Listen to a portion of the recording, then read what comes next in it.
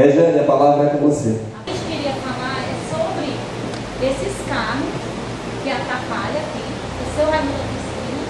Inclusive disseram que já chegou até um ofício para que ele retire esses carros e ele não retira.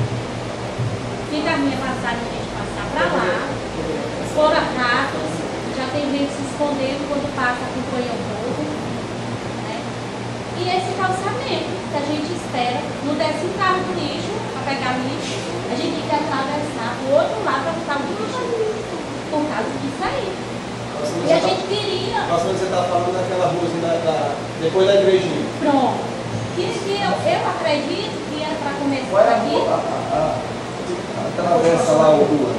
E não da rua? Não da rua? A rua lá é Rogemir. E essa daqui, né?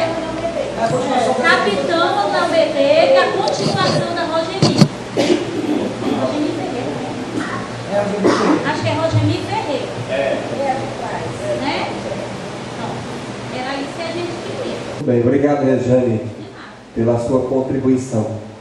Tem mais alguém que queira usar a palavra? Está faltando energia também na rua Rogemir Ferreira. Então é calçamento e ampliação, né? Da eletrificação de lá. Não tem energia, mas está faltando a animação. Não tem poste, nem Não tem. tem poste, não Tem casa sem tem energia. casa sem energia. Ok. Agradeço a sua contribuição, Regiane.